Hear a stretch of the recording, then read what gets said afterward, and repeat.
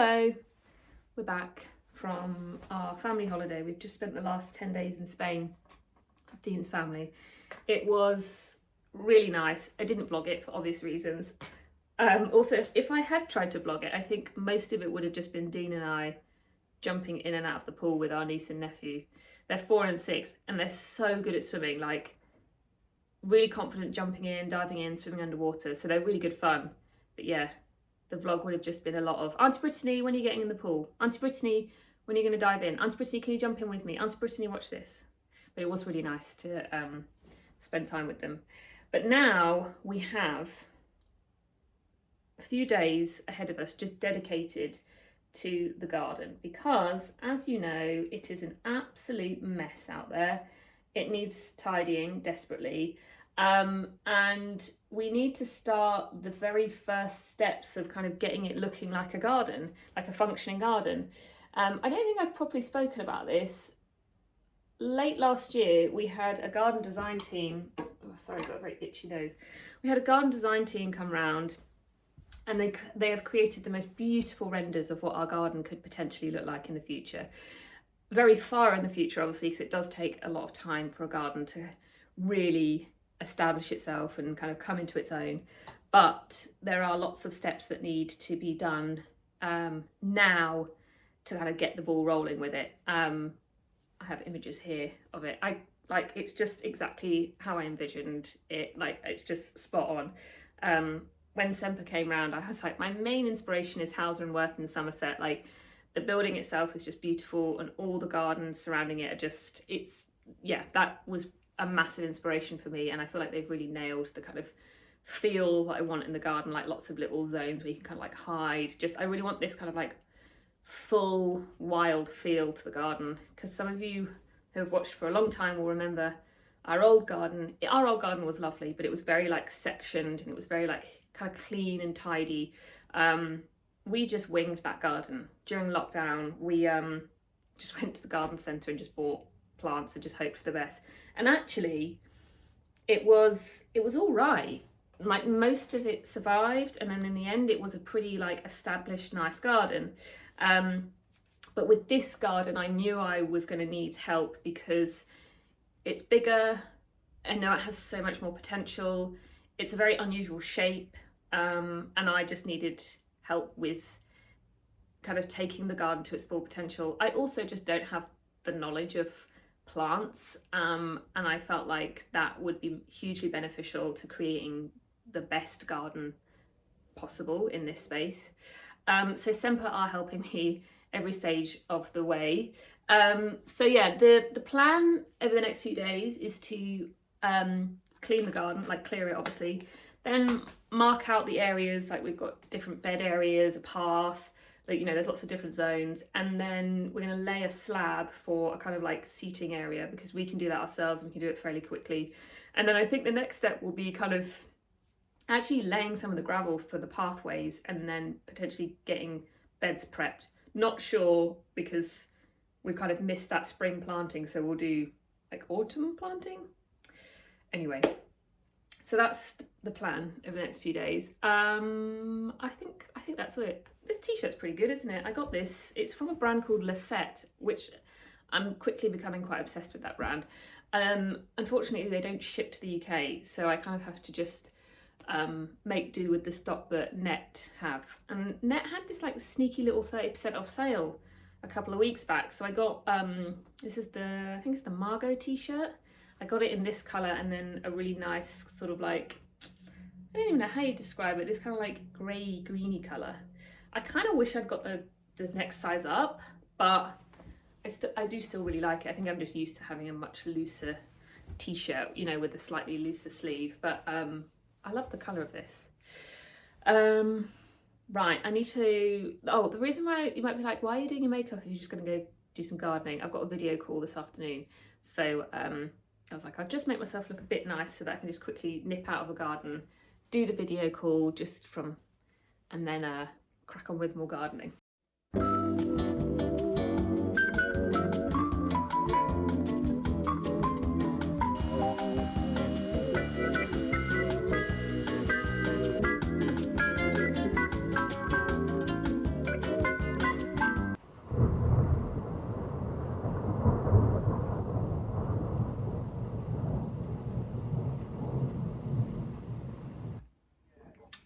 just preparing myself for day 2.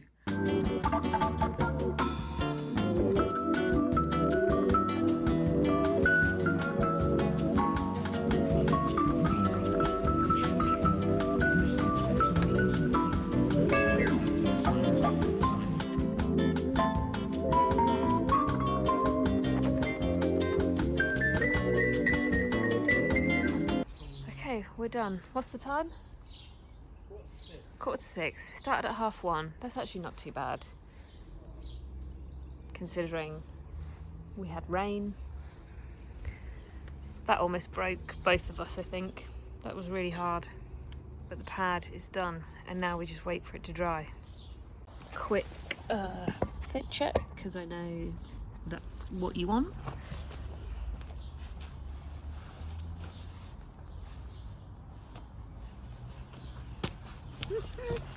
Given the weather was so bad this weekend, we've done pretty well to get some jobs ticked off. So slab is now dry, table and chairs are oiled and dry, so I've popped them on there. I've just planted some jasmine at the back there. So it is the beginnings of a very nice patio area. Just popped some flowers there. So there will be like a kind of shingle path around here. There will be a bed there. And then in the far into the future, once the jasmine is all fully grown and, you know, big and bushy, this will also be just like a luscious green area, with a little bit of a pathway that then bends around there, and potentially would train the jasmine to maybe go up around here. Not sure. I mean, that is very far into the future.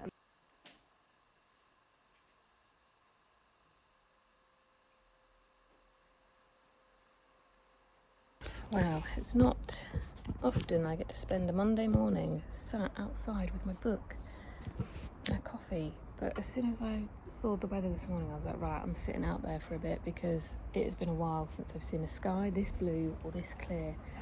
And now that we have the patio area, I've got quite a busy week as well this week, so I just thought, while the weather's like this, I want to just sit out for half an hour and just make the most of it before I crack on with the day. Lots of admin-y things to do today in preparation for a couple of collaborations I'm filming, one of which I'm quite nervous about because I'm going to film it on my Fuji camera, which I've not yet used to try and film like reels or anything on. So I need to look into getting a mic and potentially a filter like to go on the lens, because I'm filming something for Monica Veneda outside at their head office, which I'm really excited about because their head office is in Holcombe, which is one of my favourite beaches, and it's really nice to film something local rather than going down to London. Like, I've always really loved that Monica Veneda's office is so close by and in such a beautiful place. But yeah, I'm filming it outside. If the weather stays like this, I'll be filming it outside.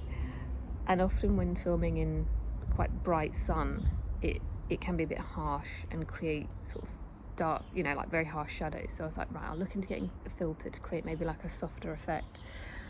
Actually, I've had a bit of a brainwave, and I've just thought maybe I could film that. If I film it later in the day, I'll get a much nicer light. I'll still look into getting a filter, but yeah, I just want it to be really nice. I don't want it to just be like an iPhone thing. So yeah, I'm a bit nervous about that.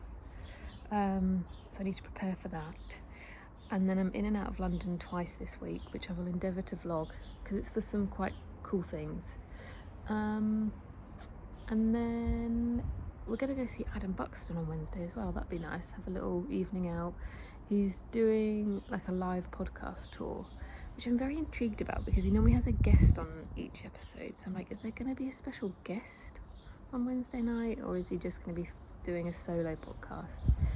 Nevertheless, will be very funny. I do like Adam Buxton. And then I need to gather up my books, don't I, and do a little bit of a book chat. This is such a tonic. Like, I can't tell you how nice this is to finally have like this area to just sit in that isn't a patch of mud.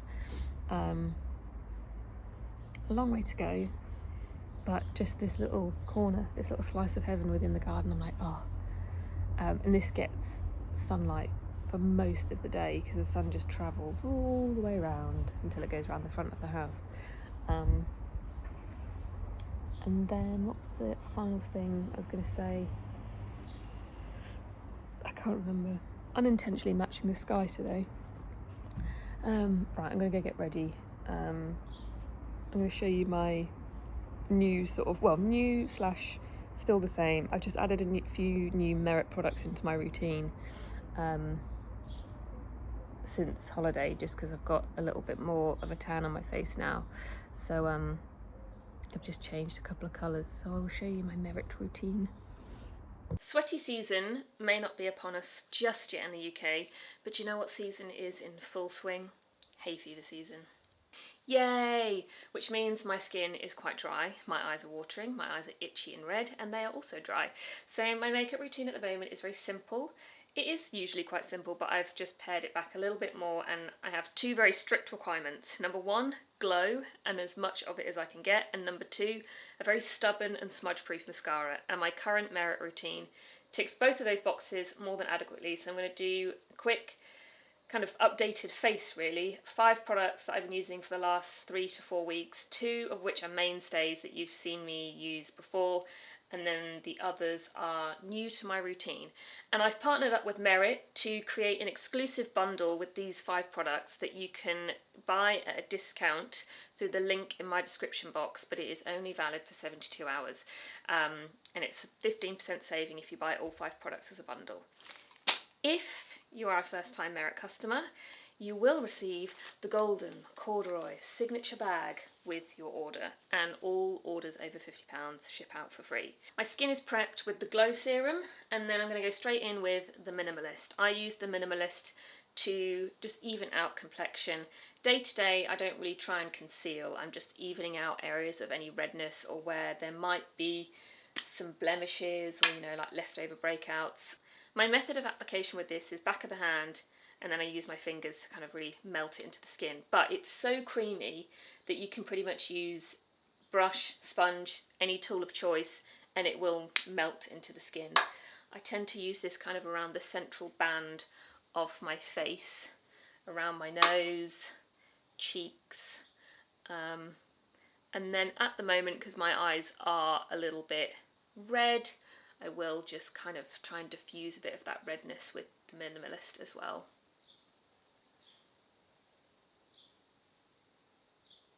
Next up is the Bronze Balm. You've seen me use this one as well in my last Merit routine, using the shade Clay. It's a really good, not too orange, not too muddy. It looks quite dark in the packaging, but once it's on the skin it's actually quite subtle, but it is also quite buildable. I use the brush on the product technique, so I swipe with the brush and then work it kind of around the outside of my face. My skin hates a powder product at this time of year, so I tend to just use layers, sort of like thin layers of cream products to create a glowy look. Okay, that has just warmed up my face a bit where the sun would naturally hit. Again, super easy to apply. Okay, this is where my new favourite comes in, Clean Lash. So I am hooked on this. I tried it about 4 weeks ago. I don't know why I hadn't tried it sooner. I guess I just kind of, I forego mascara at this time of year because there's just no point. It ends up halfway down my face, and I kind of just thought that there wasn't a mascara out there that had the staying power for me until I tried Clean Lash. Not only does it keep my lashes lifted, which is great because my lashes are quite long, so that in itself is a task. No smudge, no fallout, no panda eyes. It stays put for the entire day. I was so impressed with this, and I've been wearing it every day since. Hello, Clean Lash. Let the visuals do the talking. Curl, curl, curl. Okay, let's see if I can apply and record and talk at the same time. Okay, so that's one eye done. No, absolutely no exaggeration from me. It will stay like this for the whole day. Now this next step is where I face a bit of a problem. Flush balm. I cannot choose a favourite between Persimmon and Fox at the moment. In the summer, I like to switch over to a more of a sort of red toned blush. Winter, I'm more of a pink toned blush. These two are so good. It's kind of a case of just putting my hand in my makeup bag at the moment, and whichever one comes out is the one I wear for the day. I'm gonna swatch. I'll swatch them to try and illustrate the difference between them. So, Persimmon's at the top there. It is a bit more orange toned, and Fox at the bottom, which I guess is a bit more sort of browny. I've been wearing Persimmon for the past 2 days, so I'm going to wear Fox today just because I feel like it's been a little bit left out. I love a blush. Like, I love a very flushed look, so I do go in quite hard with my blush. So all of the Merit products are very creamy, but there's something about the blush balm that's almost like silky. It's so smooth, easy to blend, it's really thin, so you can really like layer it up. I find this just a very nice sensory experience applying this. I could be here forever just smushing it in, but I would end up with either a bright red face or some sort of repetitive strain injury. And then, final product to finish the look off, tinted lip oil. A product that I poorly judged. I think I have too many bad memories of sticky, heavy, thick lip gloss, and I thought that this is what this would potentially be like, but it couldn't be further from that. It's a very nourishing oil. This one's in the colour Jetté. Very nourishing oil. It feels lovely. It's not thick or sticky at all. It's actually quite thin. And this particular colour is just kind of like my lips, but a little bit more saturated and just a bit more nourished looking. Another one that is also just an absolute pleasure to apply. I could be here for a long time, just really getting every last morsel of product off the applicator. That is the look. 5 very easy to use products that I hope we can all agree make me look a little bit glowier, a bit fresher, more alive, more awake, less full of hay fever. So those 5 are available as an exclusive discounted bundle through the link in my description box for the next 72 hours. And thank you to Merit for sponsoring this video and also just creating very easy to use makeup that is also an absolute pleasure to use. I was lured into a false sense of security. The weather has turned on me. Even though it was glorious this morning, it continues to be very sporadic, so I've just popped a trench on over this dress and hope that it will do when I go out. I have been filming some outfits for a Uniqlo reel that is going to go over on Instagram. It'll probably be up by the time this vlog is up, actually.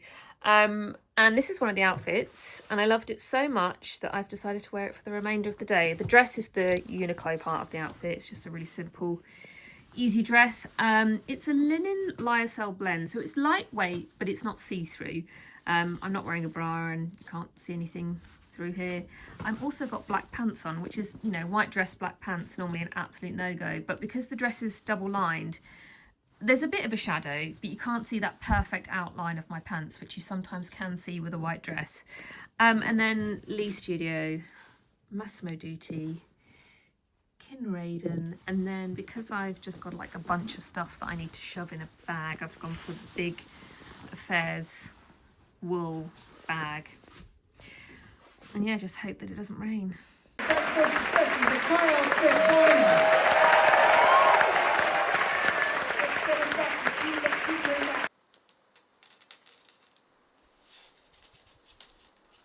Oh, I think it's, yeah. Yeah. Woohoo! Okay, Dean's pizza turned out way better than mine. That looks really good. It's really bubbled. Yeah. I just went to grab the 2 books that I finished on holiday and realised I actually left one of them in the house that we stayed at. But I did it purposefully because I enjoyed it so much. I thought I'll leave this here in the hopes that a future guest will read it and enjoy it also. So I'll put a picture here. That was Close to Home by Michael McGee. It's been on my list for a while and then kind of got re-recommended to me after finishing another Irish author. It's set in West Belfast and follows the story of a guy called Sean. He's kind of like done everything you're sort of supposed to do in life. He's studied hard, he's gone to university. He goes to university, I think it's either like Leeds or Liverpool, I can't remember which one, but he goes to university outside of Ireland. And then when he graduates, he doesn't really know what he's doing, so he returns home and finds that nothing's really changed. You know, the same people are there doing the same things, a lot of the same bad habits, you know, drink, drugs, that kind of thing. It's a Belfast that has been it's post-conflict, so they've been promised a lot of hope and a lot of change, and unfortunately that hasn't happened. And also what's come with that is there's not many jobs either. So Sean returns to West Belfast, and there's not really a lot to do. So he quickly gets into, bad habits, hanging around with the same people, and gets himself into a situation where he could potentially jeopardise his future. Now, it's a story that doesn't, it's like nothing really happens, but because the way the characters are written, I loved it so much because I felt invested in everyone. I actually felt a little bit more invested in his brother. So he has an older brother. So Sean was the one who was kind of like meant to go to university and go off and get out and do something amazing with his life and get a great job. And he hasn't done that. Whereas his brother has been in West Belfast his whole life and got himself into some very bad habits. And I kind of wanted more of his brother, but still enjoyed it nonetheless. Yeah, loved that. And then the other book that I finished on holiday, very different. On holiday, I do quite like a sort of semi-predictable, sort of like twisty-turny thriller drama type story, and this was exactly that. Lisa Jewell, None of This Is True. This is the story of a woman called Alex. She is the host of a successful podcast. She's kind of like got it all, like house, husband, kids, etc., etc. And on her birthday, while she's out with her friends having dinner, she goes to the toilet, and in the toilet she meets a woman called Josie, who has the exact same birthday as her, and they find out that they also were born in the same hospital. And Josie gets quite... she is attached to Alex very quickly, not in a healthy way, and she basically convinces Alex to have her on her podcast. She sort of says to Alex, I've got this great story to tell that I think would be great for your podcast. And at first Alex is a bit like, I'm not sure. Anyway, eventually Alex agrees to it and quickly realises that there's more than meets the eye with Josie. And, she's like, great, this is going to be a great podcast story. So she really digs deep, and then lots of dark secrets unfold as the podcast recording goes on. And when it all gets a bit too dark, what Alex hasn't realised is that Josie has really weaved herself into Alex's life in a very insidious way, where Alex can't just really get away from her now. Like, she can't just break away from her. And that is all I will say, because I don't want to give anything away. But it is very much the kind of book where my nose was in it. It's very addictive, very twisty-turny. You're sort of just reading it like, what on earth could happen next? So just perfect for holiday, basically. Much like the Totem Trench, this Ray dress is another one. I think I said this in the last vlog, didn't I? It's another one that I really regret not getting in another colour. They did it in white. And yeah, I'm always kicking myself that I didn't get it in white when they went on sale. So eyes are always peeled on all resale sites. I've even still got the out of stock notification turned on for this dress on Matches, in the hopes that maybe someone might find one in the depths of the back of a warehouse somewhere and put it online, but I know that's probably the least likely thing to happen. Anyway, it is a great dress. I get so much wear out of it. I particularly like it, like days like today. I'm about to go into London when it's quite warm, in and out of meetings, and I still want to feel like work appropriate but not completely overheat. This is perfect for that. And I also think what makes this dress so beautiful, and it's not going to translate on camera very well, is its fabrication. So it's 80% cotton, 20% silk. This dress would have worked great 100% cotton, but I think the addition of silk makes the movement of the dress really beautiful. It holds its structure a bit more. It makes the feel of it really, really nice. I think sometimes 100% cotton is a bit like swooshy and crunchy, whereas this doesn't have that feeling. Yeah, I don't overheat in it. I don't have to worry about creasing. It just kind of really holds its own throughout the day. It's such a good dress. It's got like a sort of wrap detail and then just lots of pleating all the way around. A Fairs bag. This one's in like a tweed wool. Kinraden earrings. New bracelet from this beautiful jewellery brand based in Oslo called Aur Studio, spelled A-U-R.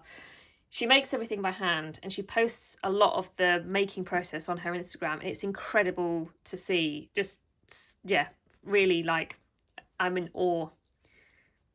See what I did there? Were these the elastic ballet flat? Something like that. They're from the Row. I have an itch that needs scratching. I keep thinking about the new style tabby. So Margiela have done like a few different variations on the tabby ballet flat this season. They've done like a mule, They've done like a low heel version. They've slightly changed the details on the leather, and they've put like literally like a ballet strap over the top. And it's the white mule that I can't seem to get out of my head. And I think it's because I don't own a lot of white shoes. And sometimes with an all black outfit, I'm like, oh man, a little white shoe, I think that would be great. And that's the shoe that keeps coming to my mind with when I'm wearing a lot of black. But I'm yet to see those shoes in real life, and I'm like, is the mule going to annoy me eventually? Will I regret it and wish that I'd got just the classic ballet flat? Or if I get the classic ballet flat, am I going to feel like it's too similar to the black? Do you know what I mean? I think it's one of those things I need to see in real life, try the different variations on, because there's 3 different types that I really like the look of, and then perhaps make a decision. Isn't it funny how tiny little comments about your appearance can sit with you for ages? I stopped wearing my hair like this years ago because someone once told me that it was not good for my head shape or my face shape, and it sat with me for so long and I just never ever wore my hair like this. I would either do it scraped back or down. And then recently I've just thought, that is mad that something like that has sat with me for so long, to the point where I've just like stopped doing a particular hairstyle. So I just thought, you know what, actually, I want to wear my hair like this because it's quick, it's easy, it's a lot quicker and a lot easier than doing a scraped back thing, because way less product is involved. And yeah, I'm doing it. Dean has given me the time in which it takes him to tidy the garden to get myself ready to go to the pub, because A, it's Friday, B, the sun is shining, and C, well, that's it. They are the 2 things that are required to go to the pub in the UK. And I'm doing it. I'm getting ready. He's very speedy at doing these types of things, and normally I am not so speedy at getting ready. But I'm doing it, and I think this is a testament to just how easy and quick Merit products are. And by the way, they're not paying me to say this part. They're not sponsoring this part. I was just doing my makeup and I was like just smushing stuff on, and I was like, wow, I would never normally do my makeup this quickly. I would kind of just... Have I got mud on my face still from gardening? Yes. I haven't washed. Yeah, so I was like, great. The only product I do use when I do my hair like this, just because I have some short bits that tend to just like ping out throughout the day, is I use the Got to Be Powderful. No, it's not Got to Be Powderful, is it? It's Got to Be Glued. This product, which I use for my brows as well. It's great for just setting that front bit, and that does not budge for the entire day, because it truly is like glue, this stuff. Right, quickly do mascara, pop on some bit of lippy, that lip oil, and then I'll be good to go. Okay, would have maybe liked a bit more jewellery with this, but I don't have time, so I've just put on one ring. A piece apart shirt with a plain black tank underneath, a piece apart spa trousers in the navy, La Mer sandals, La Mer net bag, and then Casa Elion ring. Yeah, maybe it could have done with an earring actually, but I gotta go.